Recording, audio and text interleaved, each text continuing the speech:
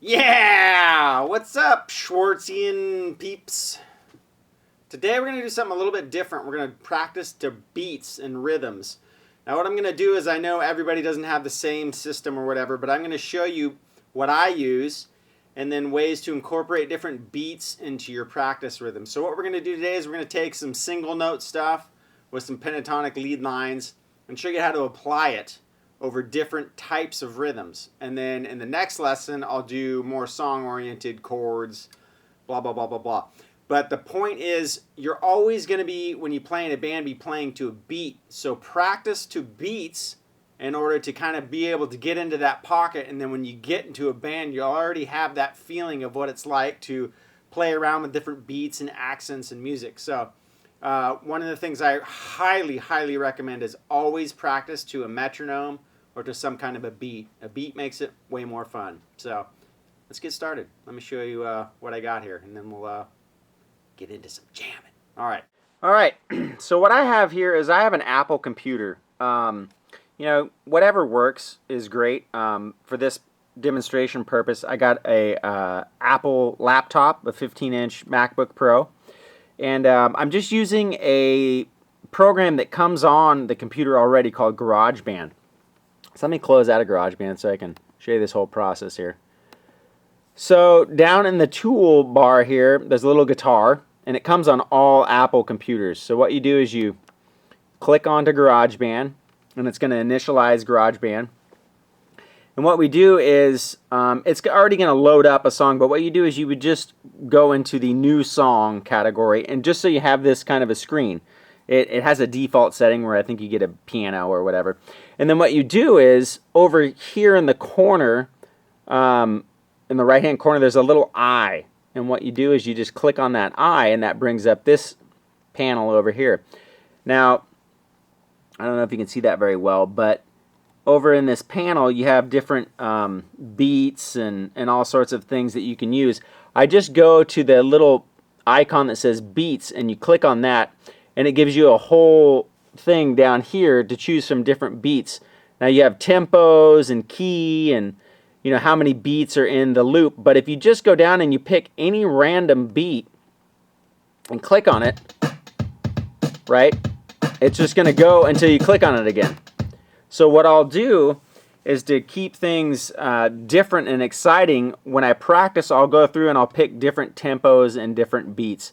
Now, any of you that have a PC or whatever, there's plenty of programs out there. You can buy any kind of drum program that just is beats. If any of you have Pro Tools or any of the other PC formats, or even in Logic or whatever, they all nowadays have some sort of drum loops to play around with. So I also have a little thing here called an Apogee 1. Now what that does is, that is like what breaks out either, and I can plug in my guitar into it or go out to monitors, which I do. I have these little M-Audio AV40 monitors, and they're really cheap and inexpensive. I think they're around like 120 bucks. They're loud. They sound great. This little Apogee guy over here, you know, it's about $250, but you can buy plenty of little boxes like this to break out to external speakers, or buy powered speakers for your laptop or whatever it is that you have. The point is, have something to where you can crank up the beat pretty good and play along with it. I also here have, if I can get out of GarageBand here, I'll just minimize it. I also have this program on my laptop. For any of you that have computers, you can buy a program called Amplitude, and it's by a company called IK Multimedia. And this is amazing. This will be like a one-stop shop. That way you can use the internal speakers and the whole bit of your computer, and it has different amps literally inside it that sound amazing. So you can go and you can switch amps or pedals or whatever you want to do. This is the Jimi Hendrix one, which I really like. But you can go and it has a tuner. It has, you can do pedals or whatever you want, all sorts of fuzzes or whatever. Amplitude 2 or Amplitude 3 has just a whole array of amps and blah, blah, blah, blah, blah. So when I don't have an amp with me, that's what I'll use. Let's get back to GarageBand here and get started with some beats. All right. All right. So what we're going to do here is I'm back in the GarageBand little loop section here. And I've got one called the down tempo flip beat. Now it's 125 beats per minute, which is pretty quick, but there's tons of them in there, like 90, 80, whatever beats per minute that you want to go. Just for this example, I'm going to show you kind of how you can play like a little single note line funk rhythm over the top of it. So if we click on.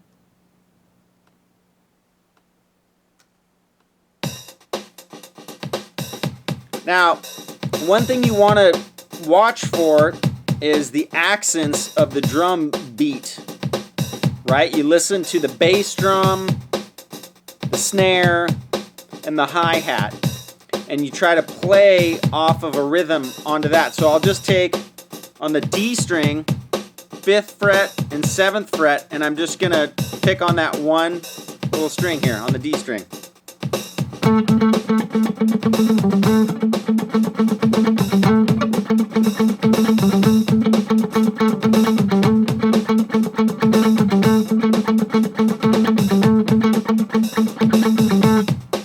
Right? So what I did there is I'm going.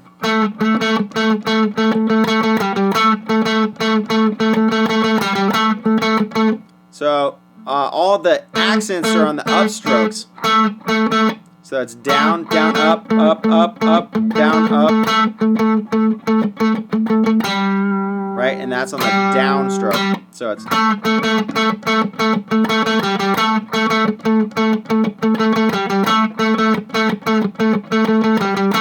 Right? Really easy. It doesn't matter what the pattern is or what I'm doing. This is just as an example of how to practice over a beat. So let's put that back on.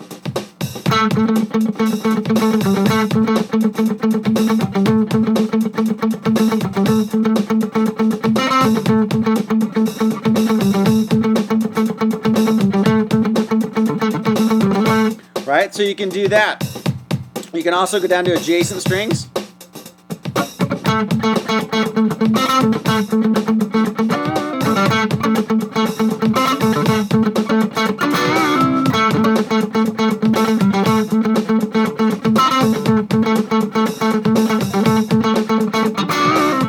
Right? You can also play lead over the top of it, so.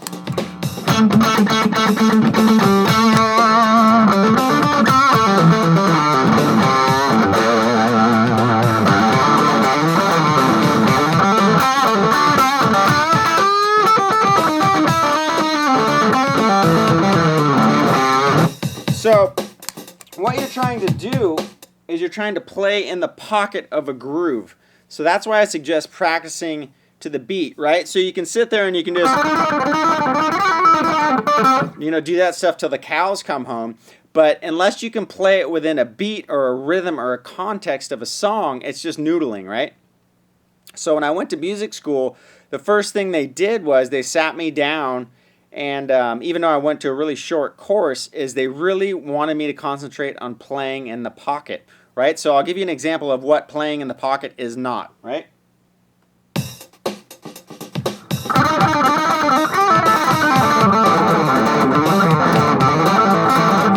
Right? So it's just rubbish and just noodling. But when you start to fall into that groove,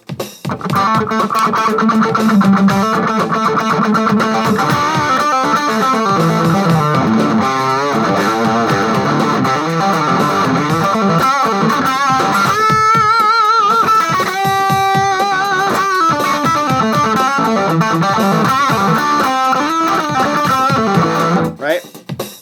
Even playing around with vibrato, right? You can time the vibrato in the rhythm. Right? You can do it off the hi-hat.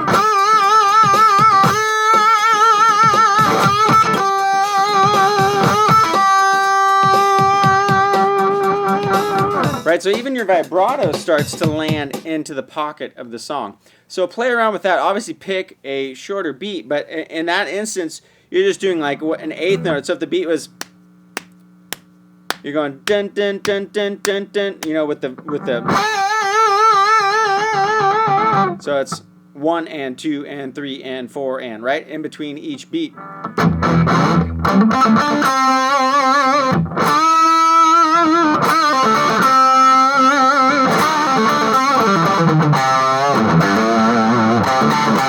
Right, so that's what it sounds like without a beat. Now let's listen to it with a beat.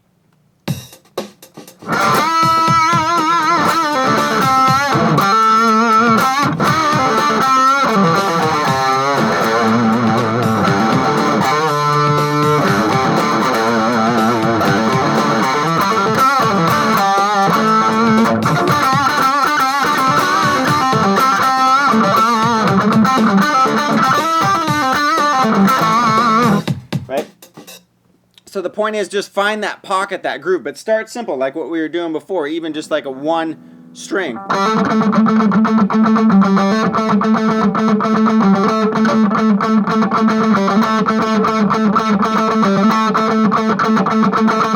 And then you can mix up the rhythm and start adding different accents.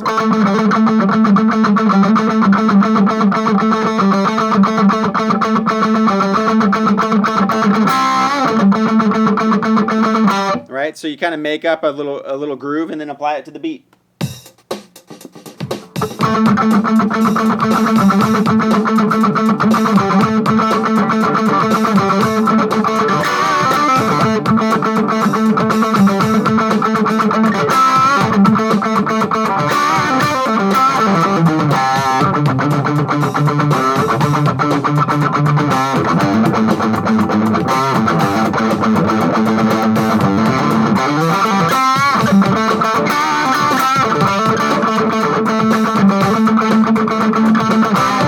Right? So even if you fall out of time with the groove, you've got something to always fall back into, right? So, you know, all the time when I practice, I'll fall out of the groove all the time. But the point is you have that consistent thing to keep in the back to try to stay in the pocket of, right? So even if it's like, God, I can't do this, just pick something really simple until you find yourself falling in the groove. And, you know, try to accent on maybe some of those snare hits and, you know, do when the bass drum's hitting twice, maybe sync up your picking pattern with the bass drum. You got that hi-hat to play off of. You can chop it up.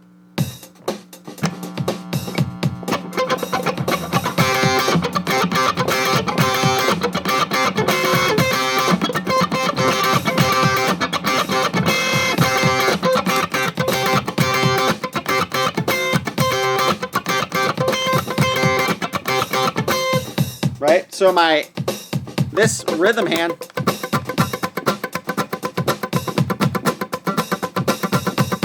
is keeping in sync with that hi-hat in the background.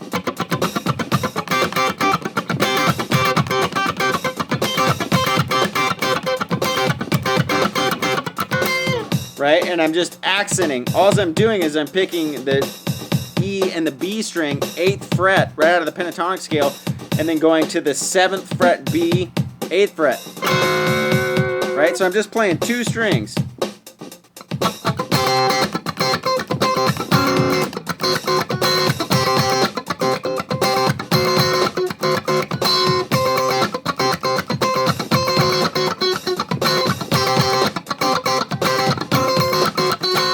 Right?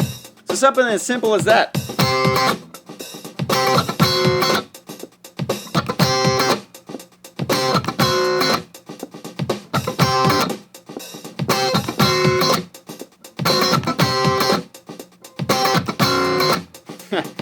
Keep hitting that extra note in there. But anyways, so you get the point, right? And then go down and pick a different beat. So we can do, I don't know, I'll just randomly pick one. Let's go down to, I don't know, let's...